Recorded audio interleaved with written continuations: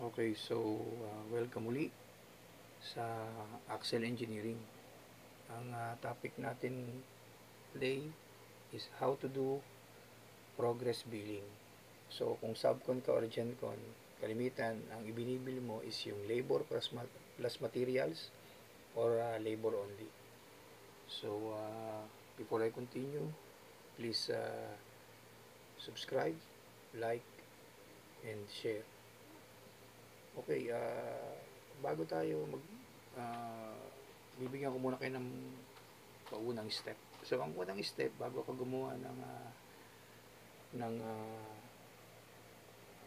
billing is, syempre, kailangan meron munang project cost or yung natawag na BOQ. So, Bill of Quantity. So, ito magiging basihan ng singilan. So, ano ba nakalagay sa BOQ? So, ito yung mga activities,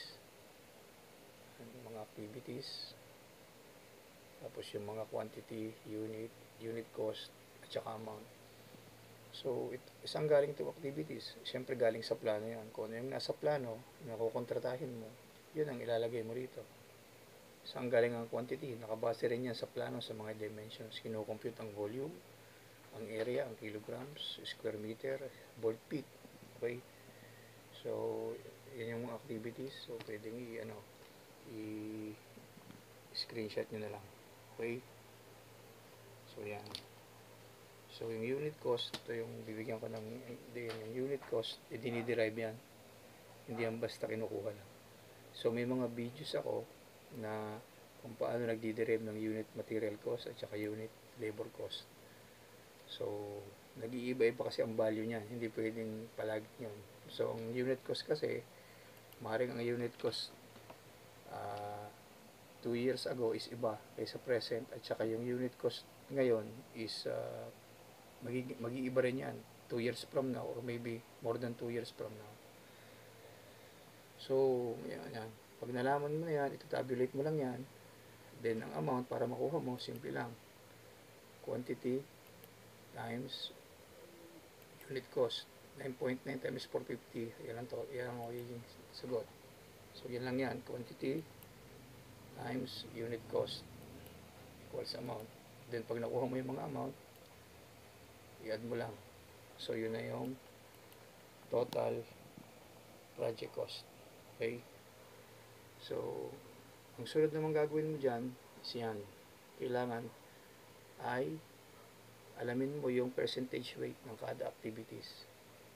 So ang formula ng percentage weight is amount divided by total amount times 100. Okay? So, yan ang step 2. Paano nakuha itong 2.2? Ayan ay amount 4464 divided by ito. Yan. Times 100. Okay? Kaya ang lumabas dito ay 2.2. So, yun din ang gagawin mo kada isang activity na yan. Ito 5126.4 divided by ito times 100, yan ang lalabas, 2.5. Okay? So pag nakuha mo yan, alam mo na ngayon yung percentage weight ng kada activity, kasi ito magiging basihan mo sa tinatawag na accomplishment. Kasi tuwing nagbibiling ka, kailangan maipakikita mo yung tinatawag na accomplishment. So, ito yung mga natapos na na-accomplish. So, dito ngayon, magkakaroon ng additional table. Ito yan. Yan. So, ito yung table of accomplishments. Okay. So, yan. So, maladagdag siya. Ngayon, ito, saan galing itong previous? So, previous, sa unang billing mo, let's say, magbibill ka, billing 1. Ito ang date. Example lang ito, January 10, 2023. Yan. So, by the way, itong unit cost na yan, example din lang yan, nilagyan ko lang yan. So, hindi yan talaga yan. Example, labor plus material yan, okay? So, ang tinuturo ko lang dito is yung proseso. Ngayon, kung gusto yung malaman ng unit cost, diniderive yan, okay? Procedure ay tinuturo ko dito. Okay, ngayon, punta tayo rito sa accomplishment. May table of accomplishment ka. Sa previous, sa unang billing, wala mo na yan. 0 lahat yan kasi wala ka pa namang previous na na-accomplish. Ang magkakaroong laman dyan is yung present. So, saan galing yung present? Yun yung natapos mo ngayong date na yan. As of January 10, yan ang na-accomplish mo. Itong mga to na naka-highlight. Okay? Ngayon, ito ay sinusukat yan, kinukompute, sinecheck yan ng representative ng owner para masigurado na tama yan. So, during the time nagtatrabaho ko, itong trabaho ko as field engineer. Sinisigurado kung tama ito. Yung present accomplishment. Okay? Ngayon, itong to date, simple lang ang to date. Ang to date, i-add mo lang previous plus present is to date. Okay? Yan na ang to date na magiging accomplishment mo. Okay? Mamaya sa billing to, malalaman nyo kung paano ang gamit niyan. Ngayon, ano yung amount? Ito yung amount na ibibil mo. Yan. At itong amount na to, ginawan ko na ng additional table na billable amount para madaling makita. Ito, example ko lang ng presentation. Maraming presentation eh. Ito yung sa akin, ito yung malimit namin nagagamit no. So, yan. Itong amount na yan, same yan. Inilipat ko lang yan dito para madaling makita pag magbibil ka na. Okay? So, paano nakukuha tong amount? Simple lang.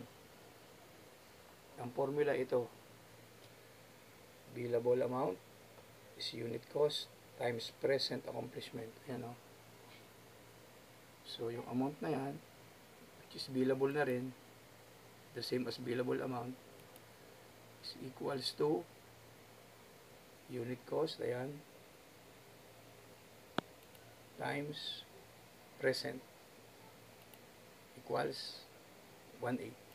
Yan ang billable amount. Okay, so pag nagawa mo yan isa-isa, yan na, dadalhin mo yan dito, i-add mo, yun ang magiging total. Yan ang billable amount sa first billing mo.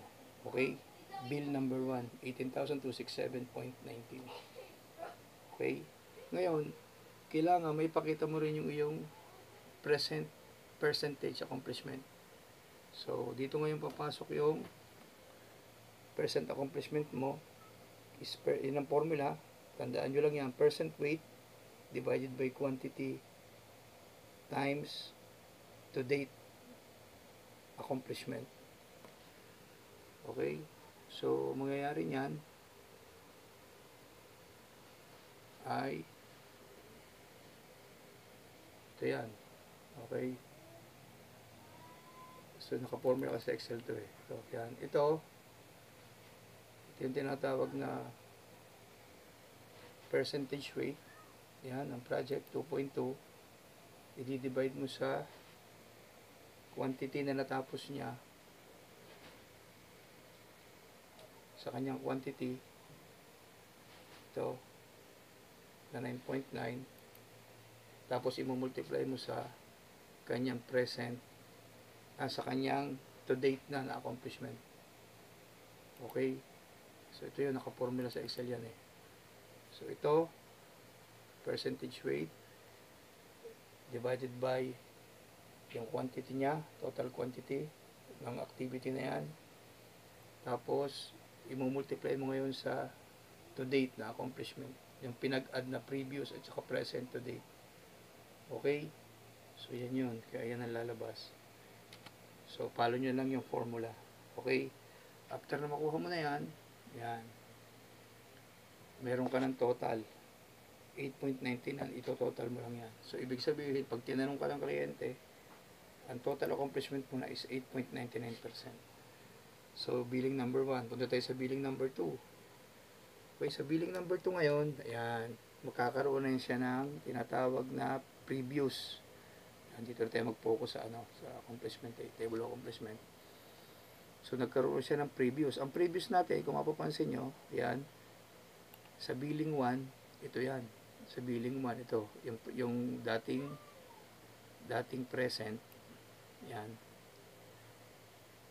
Yan. Ayan na ngayon ang ilalagay mo sa previous yun na yung itong to date pala, itong to date na lang na yan, yan, tandaan nyo.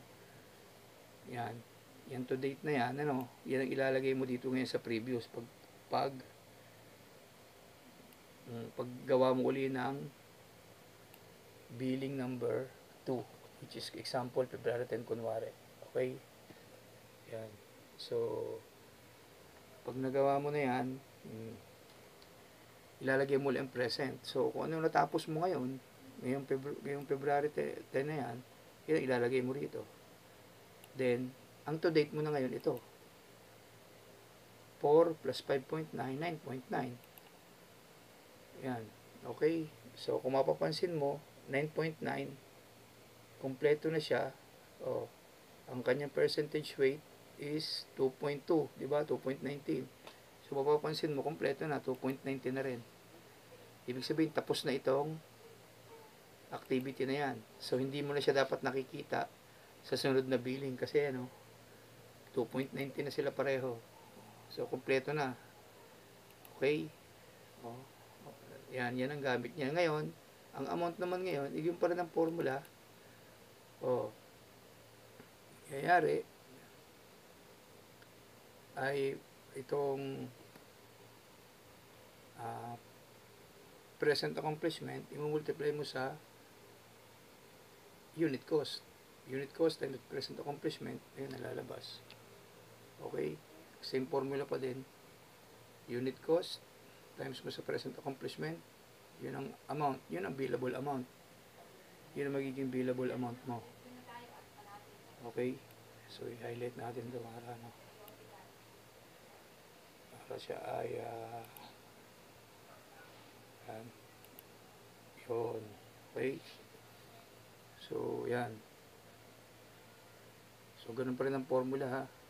Itong amount na to, which is the billable amount, ay unit cost times present. Okay?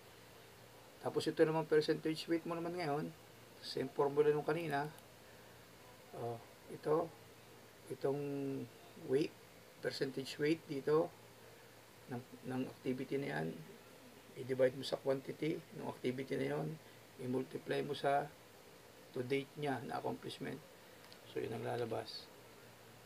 Okay? Ngayon, isa-isahin mo yan. Pagka na-total mo na yan, 29.06 ang iyong, sa example na to, ang iyong accomplishment na. So, nakaka-29 percent.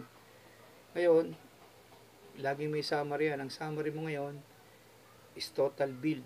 Ang total mo na i-build na palagi is katulad niyan, billing 2 na. So, dapat ipakikita mo rin yan. Sa billing 2, ipakikita mo na yan. Sa baba, billing 1 plus billing 2, yun ang total mo na na-i-bill is 59,035.95 pesos. Yan yung total mo na-i-bill kasama itong present mo. Ito yung present mong i-bill ngayon. Ito yung nagdaan mong ibinibil. Nagdaan mong ibinil billing 1, yun plus billing 2, i-bill mo ngayon.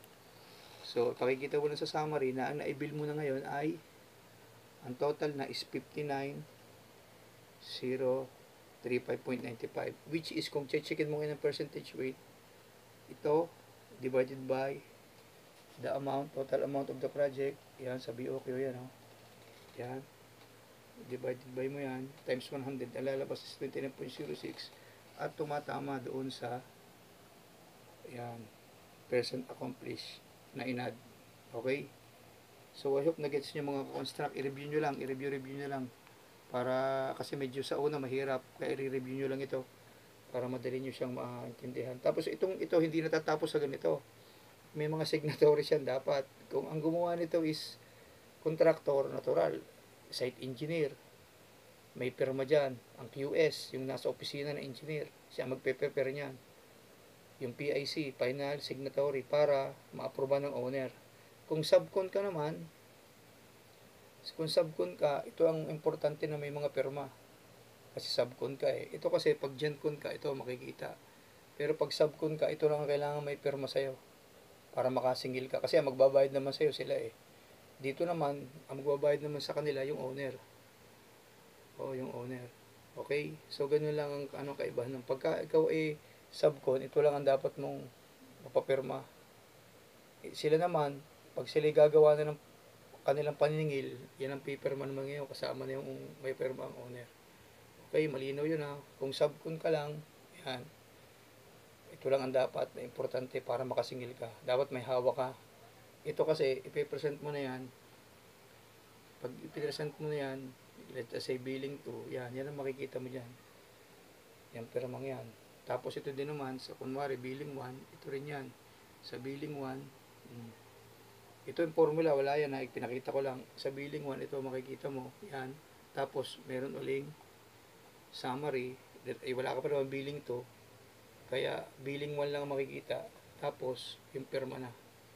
Okay, by the way, ito bang ganito, dapat engineer ang gumagawa? Dapat engineer, pero may mga case na kahit hindi engineer, kahit accountant ka, as long na technically inclined ka, kaya mong gumawa nito. Ang mahalaga yung proseso at ang mahalaga ay paniningil. So, sa mga malaking project during my time, ang trabaho ng site engineer ito, kami ito yan, isigurado namin na binibil nila present ay tama. Hindi pwedeng ang natapos lang nila ay 3 cubic, ibibil nila ay 4. Ang natapos lang nila ay ay 10 kilograms, ang ibibil nila 25 kilograms. So yun ang isisigurado namin. So ganyan tumatakbo ang napaka-importante nito sa pangontrata. Ito isa sa pinaka-importante, ang progress billing dahil dito ito para ka kumita, sumweldo pa tao, pambili ng materyales, kailangan mag-bill kayo. Okay, so I hope may natutunan kayo mga ka-construct. Hanggang sa muli.